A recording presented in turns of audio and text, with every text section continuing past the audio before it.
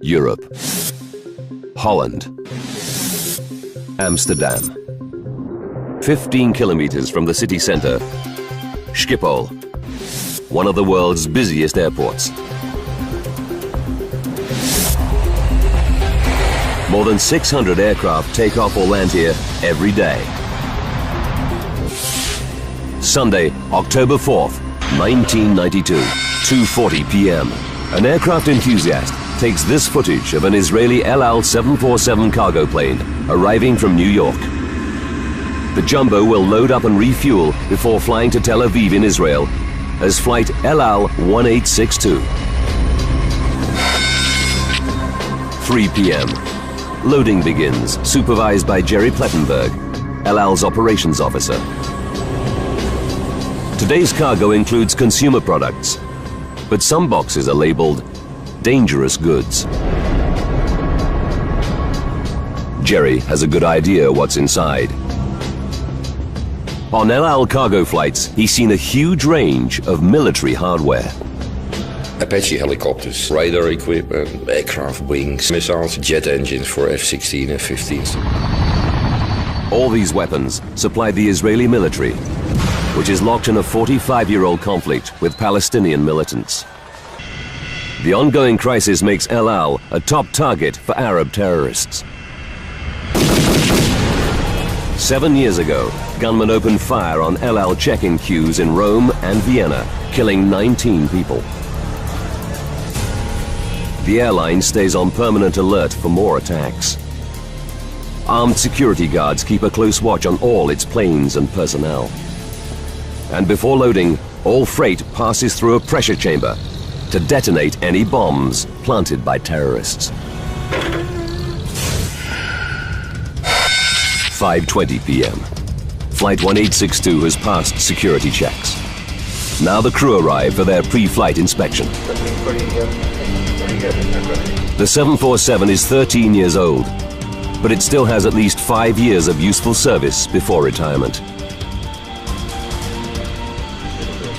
59-year-old Captain Yitzhak Fuchs is in command.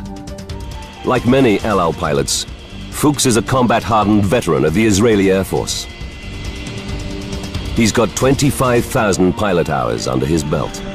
Flying alongside Fuchs are flight engineer Gedalia Sophia and co-pilot Arnon Ohad, the rookie of the crew. Just 32, he's been flying jumbos for less than a year. Flight 1862's takeoff will be supervised by air traffic controller Henriette van Openen. It was wonderful flying weather. You could see to the end of the world. All the flight paths in and out of Schiphol pass over densely populated areas of Amsterdam. Under one of them lies the Bijler suburb, 13 kilometers to the east. At its heart, the sprawling Groeneveen apartment block. It's home to almost 2,000 people. Among them, Marlene Treidemann, a nurse, and Guillermo, her son. Every day planes would come over. You got used to that after a while. Guillermo will celebrate his 17th birthday in 5 days' time. He's a typical teenager, into pop music and martial arts movies. But today, he's been to church with his mother. The Treidemann's home is on the 5th floor of the Groeneveen block. Marlene and her husband Stanley are originally from Suriname, a former Dutch colony in South America. Graciela, their 14-year-old daughter, is a popular girl who's doing well at school. Always laughing, always happy. A positive word for everyone.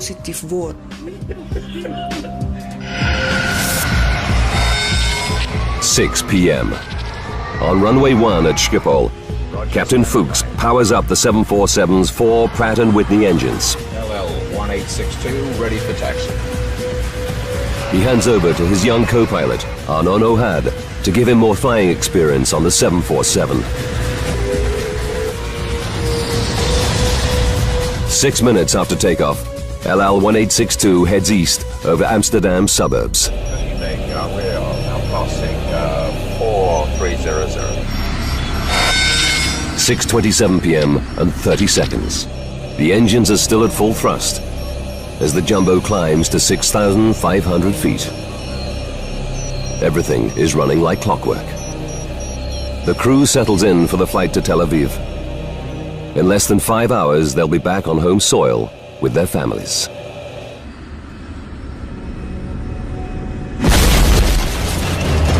Suddenly, a terrifying jolt rocks the plane. It starts to lose altitude and rolls violently to the right. Veteran pilot Captain Fuchs grabs the controls. He battles to stabilize the jumbo. If he fails, the aircraft will spiral out of control. LL 1862, Mayday, Mayday, we have an emergency. After 30 seconds, Captain Fuchs manages to wrestle the jumbo back to steady flight. Flight engineer Sophia desperately scans his control panels to try to find out what's wrong. Seconds later, another crisis. The instruments reveal that both engines on the right wing are out of action. It's a pilot's nightmare.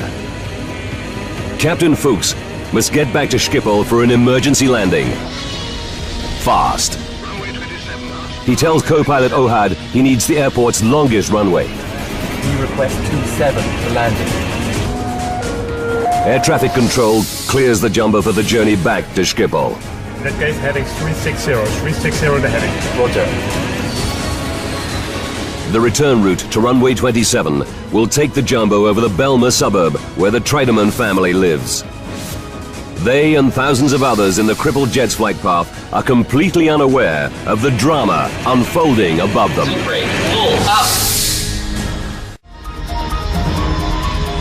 LL-1862, a fully loaded 747 cargo plane, is badly damaged and rapidly losing height. LL-1862, Mayday, Mayday, we have an emergency. 6:30 p.m. Fire crews race into position at Schiphol Airport, where the jumbo is due to arrive in less than 10 minutes. The 747 must make a descending turn over Amsterdam to reach the correct altitude and line up for runway 27. Its final approach will take it over the Groeneveen apartment complex, where the Treidemann family lives. Marlena and Stanley decide to visit a friend nearby. They tell their children, Guillermo and Graciela, they'll be back soon.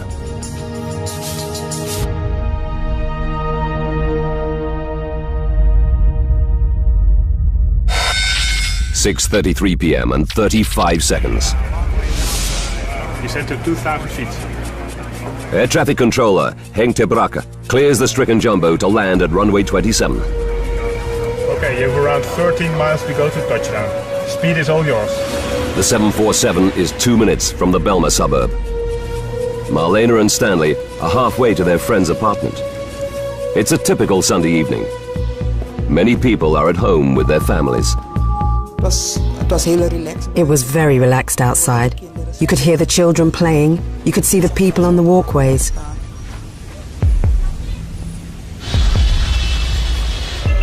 At this moment, as Captain Fuchs lifts the nose to slow the jumbo for landing, the roll to the right returns. He jams the rudder further to the left, but now the plane barely responds. Co-pilot Ohad alerts Schiphol. Controlling problem as well. The news sends a chill through ter Brakke. He immediately contacts his colleague Henriette van Openen. Hank summed that up to me by intercom and said he is now in deep trouble. 90 seconds later, Fuchs still battles to control the roll, but it's getting worse. And now the jumbo is losing height fast. It's just seconds from the Bijler suburb. Here, unaware of the looming danger, Marlena and Stanley near their friend's apartment. Teenagers Guillermo and Graciela relax at home. 4 floors up, at the other end of the Groeneveen block, 31-year-old Andre Bos hears the approaching rumble of jet engines. You can describe the noise as getting louder all the time, and eventually it starts to roar. Suddenly, the roll accelerates to an extreme 90-degree angle, and the jumbo spirals towards the Bijler. Raise the flag. Get your gear down. Going down. Going down. Tankrate. Pull up. The roar of the jet is now deafening. Andre grabs the phone to call the emergency services. Seconds later, a nightmare unfolds just meters from his home. I looked at the landing gear as it flew straight past my balcony. Marlena and Stanley reach their friend's apartment. In his 10th floor apartment, 36-year-old bank worker Rinus de Haan is about to eat dinner. A screech from his pet cat brings him to his balcony. He's paralyzed by what he sees. The jumbo is heading straight for his apartment block. I saw my life go by in a flash from my childhood to that moment. I thought, it's over.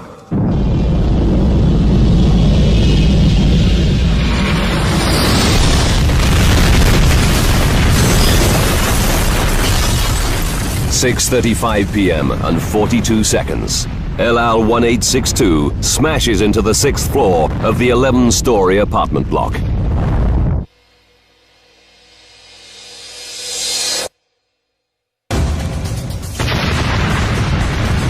I heard a huge noise.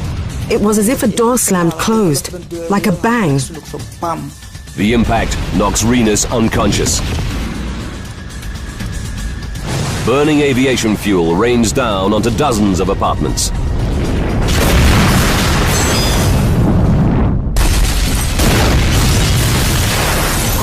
The sound of the crash came from the direction of Marlena and Stanley's home, where they left their children just minutes ago. The couple race back, gripped by fear. What terrible disaster has struck their neighborhood? And are Guillermo and Graciela in danger?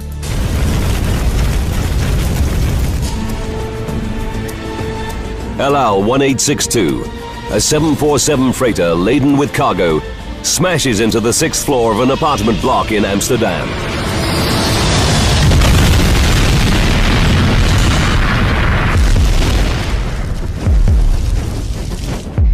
.35 p.m. and 47 seconds.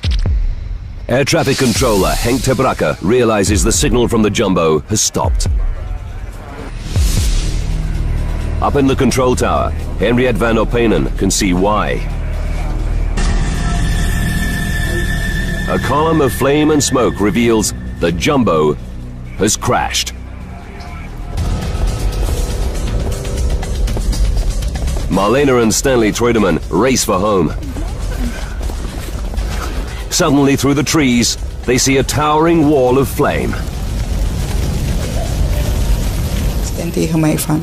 Stan said to me, Marlena, it's our flat. I said, no, that's impossible. He said, Marlena, our children, our children. He was screaming. Stanley freezes, but Marlena runs to the burning apartment block. She finds a staircase and races to the 5th floor. I was only thinking, I need to find my children. I need to find my children.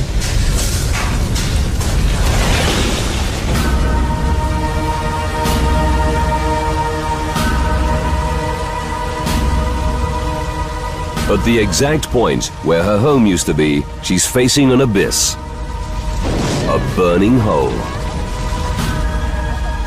I couldn't believe that my house was gone. I stood there and thought, no, I'm dreaming.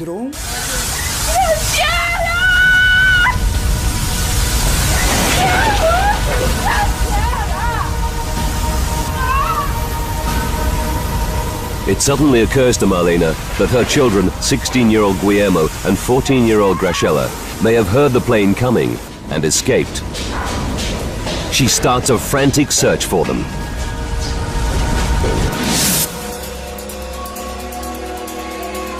On the 10th floor, bank worker Rinus de Haan regains consciousness.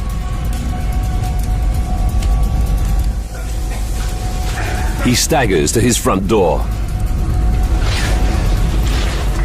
To his horror, it won't budge. Shockwaves from the crash have shifted the frame and jammed the door shut. Rinus realizes he survived the crash, but now he could burn to death. There's no way out. Not even his cat can jump from the 10th floor. I thought, this is the end. I thought if I come out, it'll be a miracle. Andre Boss's apartment, 200 meters away, escaped the impact. Now he rushes to the crash site to see if he can help. What you see is the enormous heart of the fire. You see flames come out of every house. Andre knows there could be hundreds trapped or injured, and many could die before firefighters arrive. With no thought for his own safety, he smashes open doors which are jammed or locked. Entering some apartments would be suicide. There are too many flames. But in others, he rescues people who've been overcome by smoke. Stunned local people rush to the scene. Marlene Treudemann desperately questions everyone near the crash site. Have they seen her two children, Guillermo and Graciela?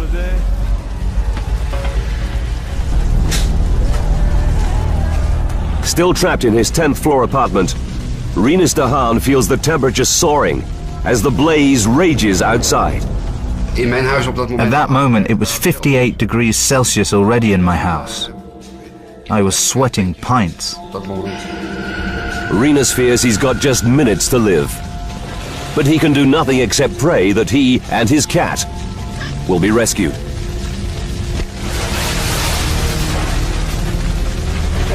Just when he thinks he's about to pass out, neighbors break in. They rush him from the inferno in the nick of time.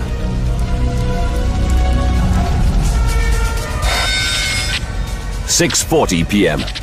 Less than 5 minutes after the crash, the first of 16 fire engines from across Amsterdam arrives at the scene. Brave local people like Andre Boss have already pulled many survivors from the crash zone. Now firefighters take over the rescue operation and tackle the inferno. News crews capture the scene as paramedics start to treat the injured.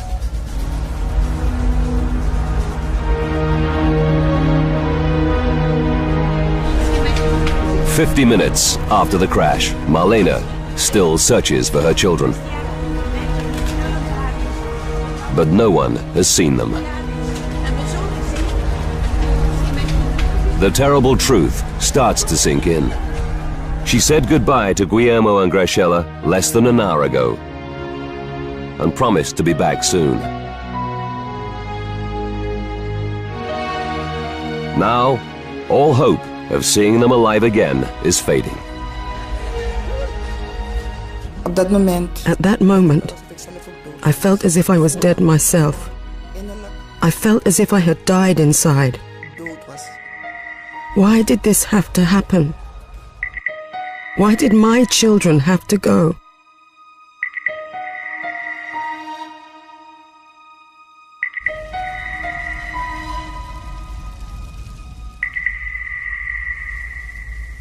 News of the disaster spreads around the world.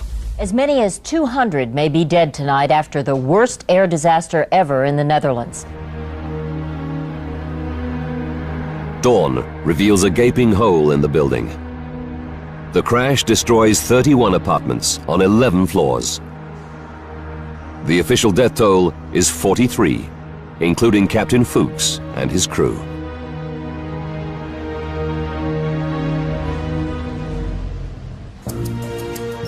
The Netherlands Aviation Safety Board quickly mobilizes 8 investigators. Frans Earhart is a senior member of the team. He's a former fighter pilot with 20 years' experience as an air accident investigator. But now he's facing his worst nightmare. You hope it'll never happen, but then it does happen. A large plane in the middle of a residential area with many victims. What triggered Holland's worst air disaster? And why did the 747 fly steadily for 8 minutes after the Mayday, only to nosedive without warning into a crowded apartment block? Now, by rewinding the events of that fateful day, and by going deep into the investigation, we can reveal what really happened to LL-1862. Advanced computer simulation will take us where no camera can go, into the heart of the disaster zone. In that case, heading 360, 360 the heading. Earhart checks recordings from air traffic control at Schiphol. They reveal that co-pilot O'Hard reported losing power in both engines on the right wing. Number 3 and number 4 engine inoperative. Investigators know that 2 engines failing at the same time is almost unheard of. The team begins to suspect a more sinister reason for the loss of the Israeli jet. We thought from the beginning LL was possibly targeted by terrorists. The investigators fear that Flight 1862 was downed by a terrorist bomb or even a ground-to-air missile.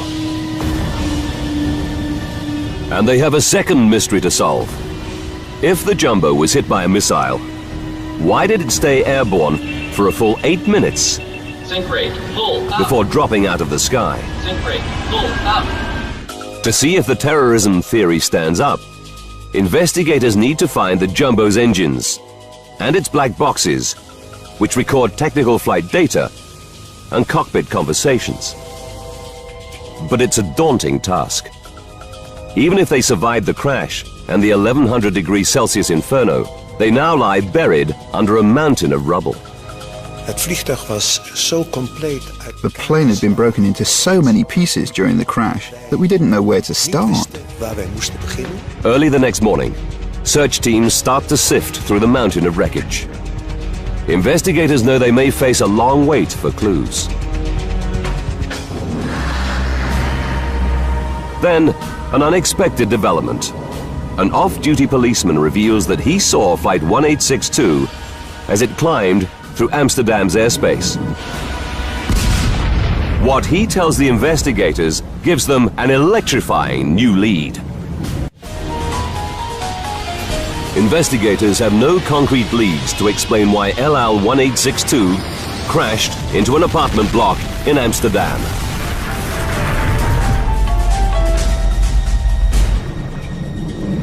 Then, Jan Kaspers, a detective with the Amsterdam police, tells them an extraordinary story. On the evening of the disaster, he and an old friend were enjoying a yacht trip on Gooimeer Lake, 10 kilometers east of Amsterdam.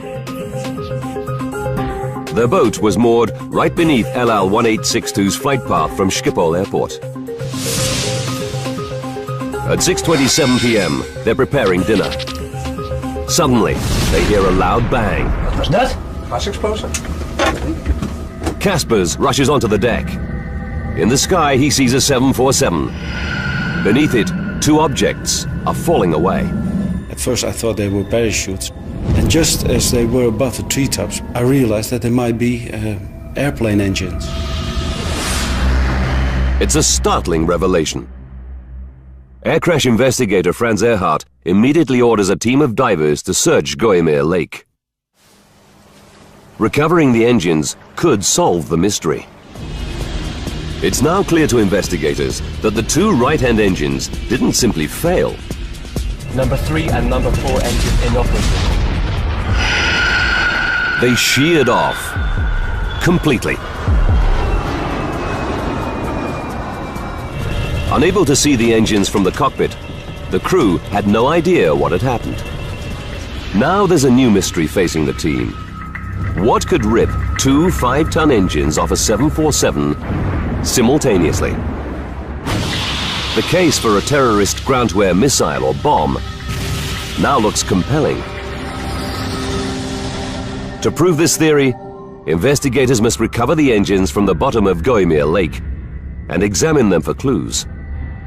Against all the odds, after just a few hours of searching, a diver gets a lucky break.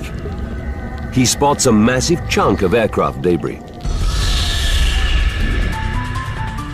The team quickly identifies it as the outer engine from the 747's right wing. And there's another key find on land near the lake. Pieces from a 10-meter stretch of the same wing's leading edge. It's the team's first chance to find out why the engines fell off. They rush the wreckage to their labs. Scientists swab the engine and the chunks of wing for traces of the chemicals used in explosives. They examine the metal surfaces for the telltale micro-pitting caused by blast fragments.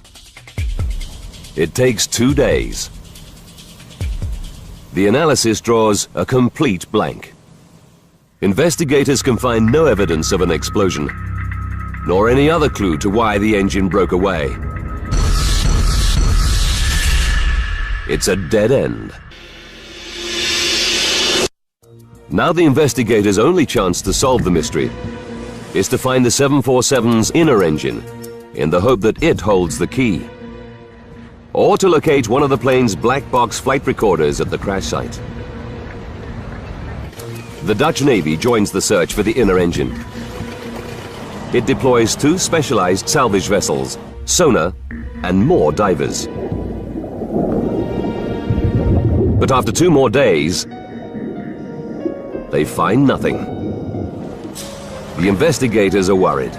With every passing hour, crucial evidence is slipping away. The water would start corroding the parts, and because of that, we were keen to find it as soon as possible. The news is equally bleak at the crash site. Search teams can find no trace of either of the 747's critical black boxes. To make things worse, there's another setback. Within 24 hours of the crash, the mayor of Amsterdam ordered diggers and bulldozers to clear the site. He's under huge public pressure to recover bodies as quickly as possible. Earhart and his team are powerless. Their only option is to follow the debris to its new home, an Amsterdam garbage dump. It seems a hopeless task. Then, after 3 days, Earhart is in his Amsterdam office when he gets a call. It's good news. One of his team has found the 747's flight data recorder. We were very happy. At last we could take a step forward in our investigation. This black box records all the aircraft's critical technical data. It could prove the breakthrough they so desperately need. But when they open it, it's a terrible letdown. The tape inside is broken in 4 places. And data from the plane's critical final 2.5 minutes is indecipherable. They send the recorder to specialists in Washington, D.C. and the USA. It's a long shot, but it's their only hope. 11 days after the crash, the investigation team is at rock bottom. But just as investigators are beginning to despair, they hit the jackpot. A diver finds the inner engine, half buried by mud. It's still attached to the mounting that fixed it to the wing.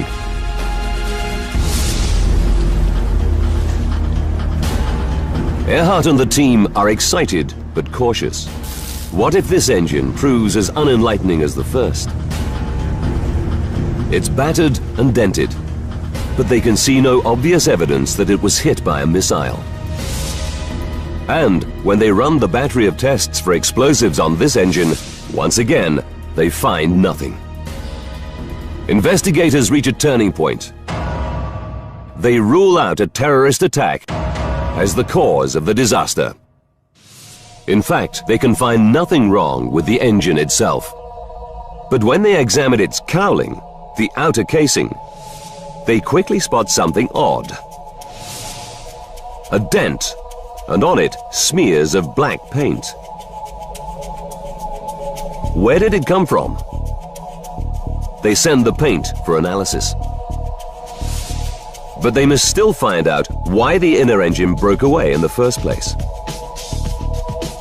Since the engine was still fixed to its mounting, the separation must have occurred at the point where it was fixed to the wing. The team studies the 747's engine attachment system. 4 fittings hold the engines to the wing. At the heart of each is a 14 centimeter long hollow steel bolt called a fuse pin. The fuse pins are strong enough to take the load of a 5-ton jet engine at full thrust. But in some circumstances, they're actually designed to fail. If an engine suffers a crisis, like a mechanical seizure or a bird strike, it can vibrate violently.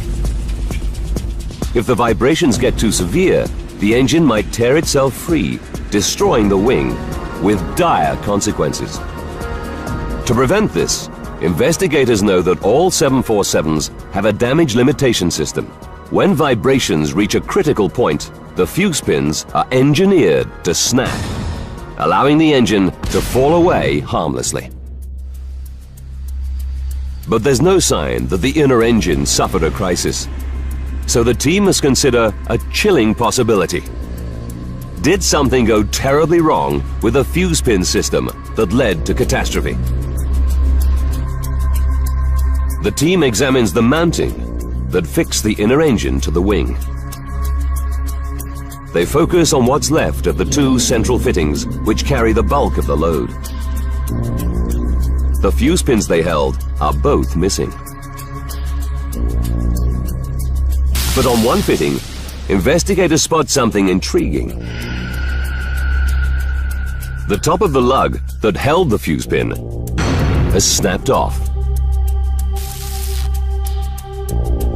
Did this happen when the engine hit the lake, or earlier?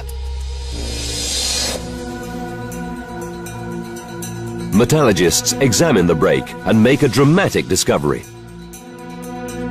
The stress markings are not typical of a violent impact.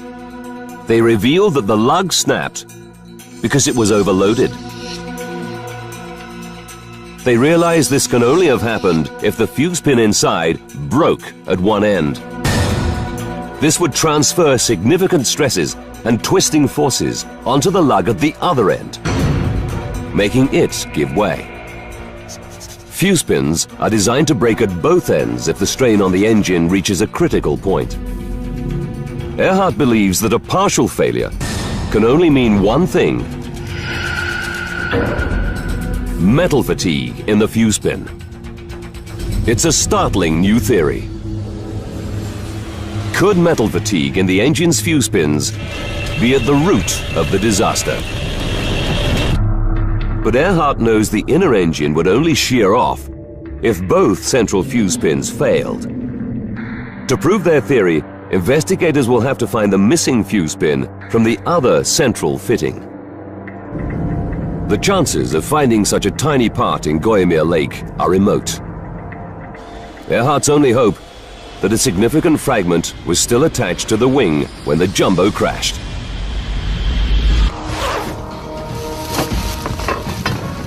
He deploys more than 20 workers to search the garbage dump where crash debris now lies.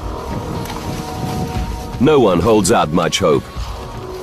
The missing fuse pin was only 14 centimeters long and may have shattered on impact. Looking for the essential parts of the wing mounting was like looking for a needle in a haystack. "48 hours into the search, they have still found nothing.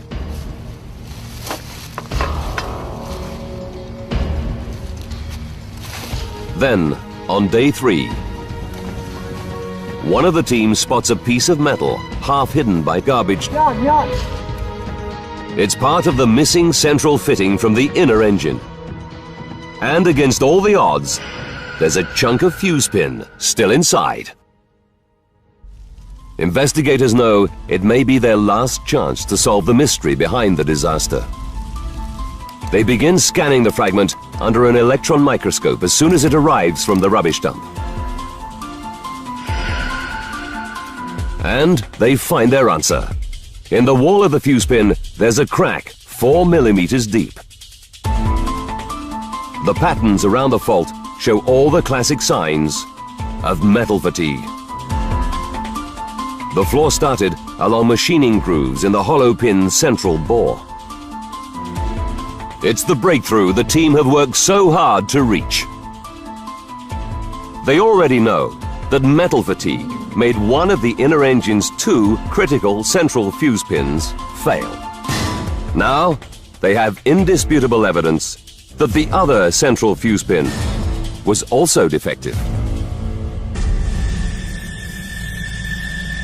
With every flight, the microscopic cracks in the inner engine's fuse pins got bigger and bigger. On October 4th, 1992, they reached a critical point. At 6,500 feet, with the engine at full thrust, the faulty fuse pins fail.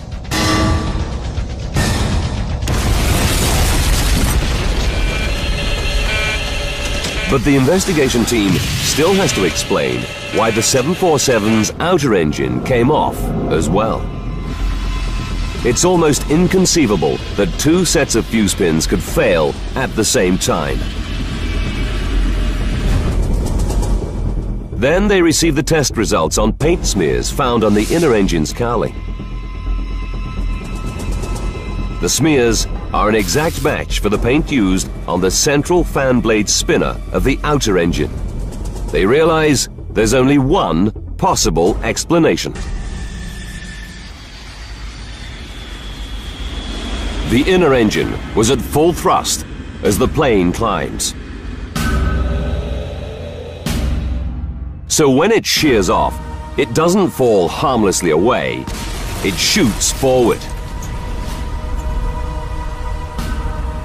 A split second later, it falls back, and by sheer chance, strikes the outer engine, smashing it off the wing.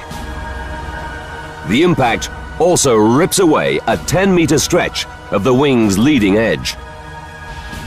Investigators now know that a freak accident caused 2 engines to fall off Flight 1862. Mayday, mayday.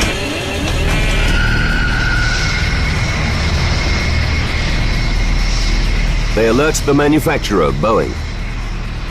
It immediately instructs airlines operating the 1,000 747s around the world to inspect all fuse pins and replace any that are faulty. But the traumatized residents of the Bijler are desperate for the answer to another major mystery. Why the plane crashed? A 747 should be perfectly capable of flying on 2 engines. So what made Flight 1862 suddenly nosedive just minutes from an emergency landing at Schiphol Airport? Raise the flag! Get the gear down!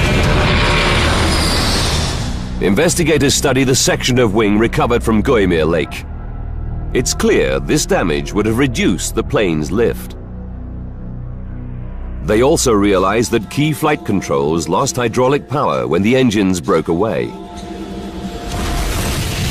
But if this damage was severe enough to down the plane, how did Captain Fuchs keep it flying steadily for another 8 minutes? It's a paradox. Then, 18 days after the crash, the team gets some good news. Experts in the USA have retrieved the information from the damaged flight data recorder. The technical readings it contains prove to be the final piece of the puzzle. They reveal in chilling detail what finally downed Flight 1862.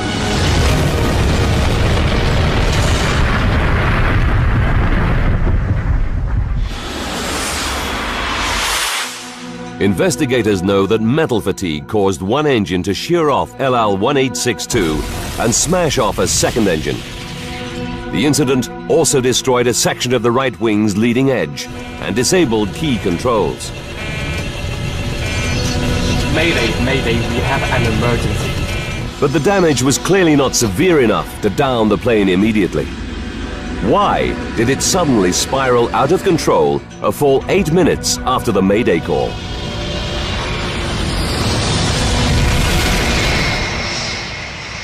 The team drafts in test pilot and aeronautical engineer Geert Tikelaar to find the answer.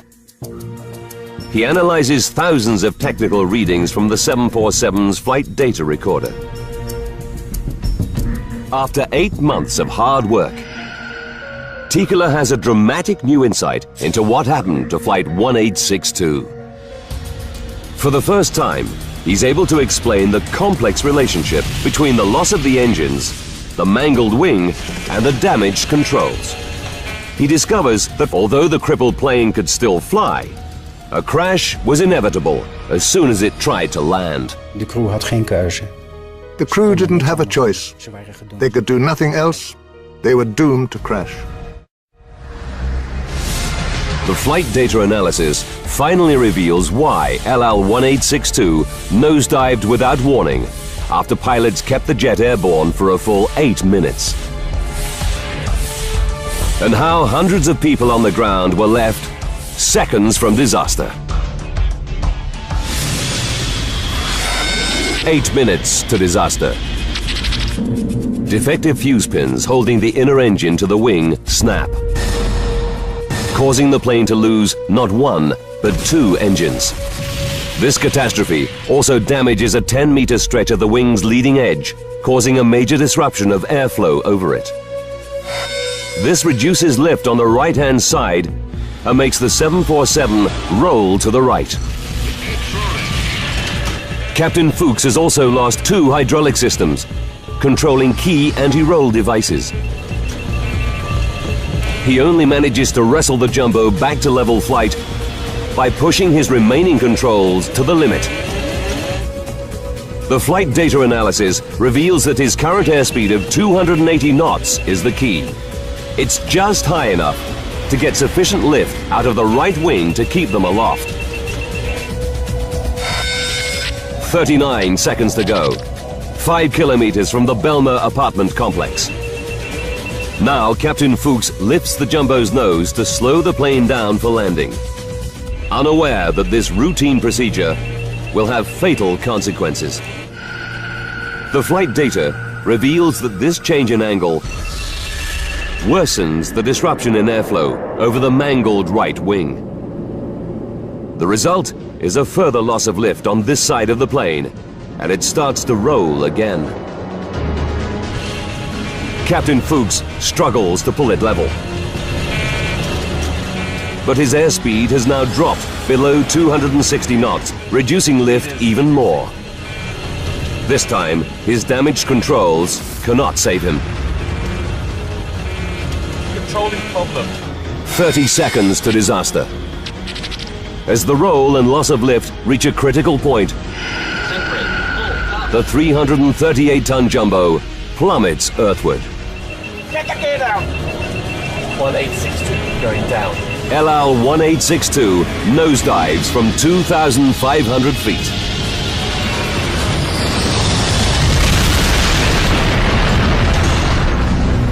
Microscopic faults in 2 14-centimeter long components lead to the death of 43 people.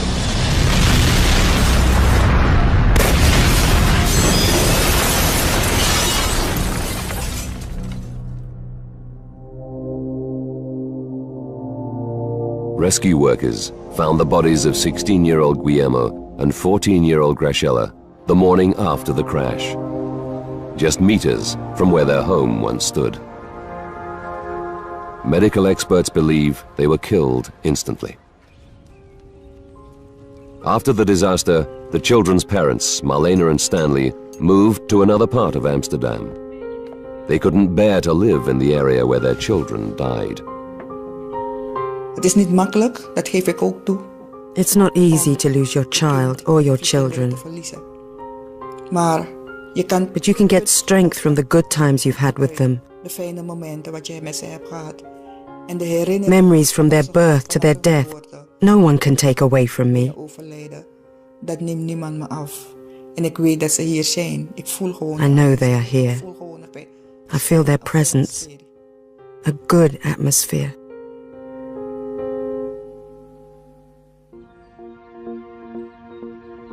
The apartments in the crash zone were demolished, but their foundations remain. Nearby is a permanent memorial to the victims.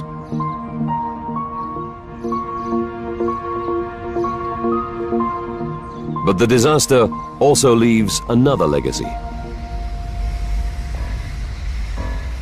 Boeing goes on to strengthen all 747 engine-to-wing attachments, including fuse pins. It also rolls out a more stringent inspection regime with new ultrasound testing to detect metal fatigue. The changes brought about by the Schiphol crash make every 747 flying today a safer aircraft.